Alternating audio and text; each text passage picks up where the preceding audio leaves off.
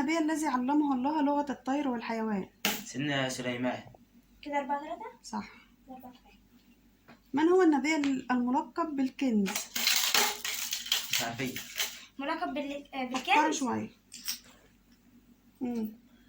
سيدنا إدريس. لا. سيدنا إدريس. لا. يعقوب. لا مش عارفين. استنى يا شعيب. لا. صالح. هود. سيب السؤال ده للناس هتجاوب عليه في الكومنتات. من هو النبي الذي آمن به جميع قومه؟ لا مش عارف، دي صعبة. لا سهلة. آمن به جميع قوم. سيدنا محمد. غلط. آدم. لا. مش تكر على طول. سيدنا يونس. صح. يونس. طب من هو النبي الذي لم يؤمن به أحد؟ سيدنا نوح.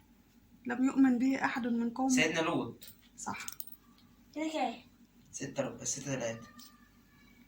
صح. كام؟ من هو النبي الملقب بأبي الأنبياء؟ سيدنا محمد. غلط. سيدنا آدم. لا. مش تقول يا كمان على طول. أبو الأنبياء مين؟ سيدنا عيسى. لا. هي سهلة. سيدنا مين؟ موسى. هود.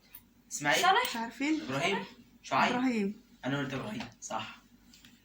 طيب كده من هو 7-3. النبي الذي قبضت روحه في السماء الرابعة؟